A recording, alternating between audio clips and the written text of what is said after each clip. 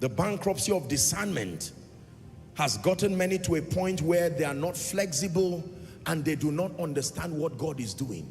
It is true that you have never seen a child prophesy, but one day your child of 4 years old can look at you and say, "Daddy, don't do business with that man. Go and pray for 2 hours." And it does not make sense. His age, you are used to matured elderly people with ministerial pedigree speaking to you, but God decides to use an earthen vessel that does not make sense. And yet the most powerful prophetic instruction in your life may come from that child. If you are a king and you are looking for a prophet and you ignore the slave girl, you may never find the prophet. You must know how to hear the king, the prophet, but you must also know how to hear the slave girl, because sometimes it's the advice from the slave girl that connects you to Elisha. Are we together now? Say discernment. One more time, say discernment.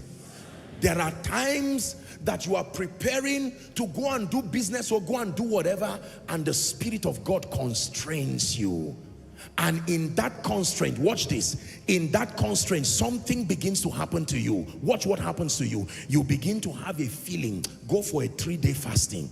Listen, can I tell you, sometimes it does not make sense to anybody, including you.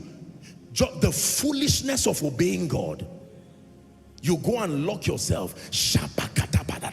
First day, nothing happens. You just keep praying. Lord, you asked me to come here. Second day, nothing happens. By the third day, a veil that did not open for your grandfather, a veil that did not open for your father, that vista into the prophetic destiny of the family just opens. And God says, this is the reason why everybody has failed in your family. This is the reason why people did not rise, even though they were missionaries. Correct this, adjust this, step into this eternal covenant and this consecration, and you will emerge out of nowhere. And men who do not understand this thing will say, from whence did you come? We do not know you in this fashion. Discernment. You have been taught that businessmen don't pray, they just think. But the formula designed for your own advancement, because of the field wherein you have found yourself, you will pray as if you're a prayer warrior, and yet you're a businessman. It is the strategy for your victory. Flexibility, flexibility, flexibility, flexibility, discernment. The Bible says, and of the sons of Issachar, men who had an understanding of the times, and they knew what Israel ought to do. As a result, the heads of them were 200, and all their brethren were at their command. I always want to make reference, respectfully speaking, about 10, maybe 15 years or so ago, the Lord spoke to me. I shared this with every sense of responsibility, and He told me that the next decade of the church, as at then, that it would not just be by sales of tapes and CDs. I remember.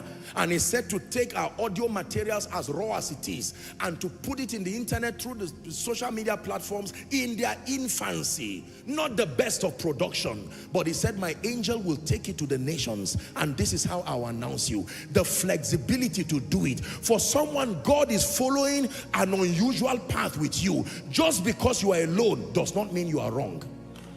Did you hear what I said? Just because you are alone does not mean you are wrong.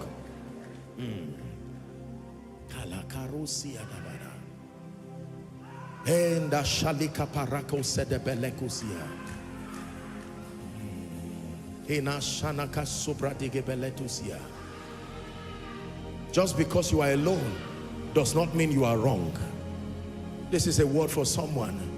Just because you are alone, alone in prayer, alone in giving, alone in the sacrifice. Everybody has gotten a job except you. Just because you are alone, they don't know what you are confronting. There are age-long altars that have vowed that nobody rises, and God is submitting you. Do you know there are many things that God calls us to do, that in doing them the benefit is beyond ourselves?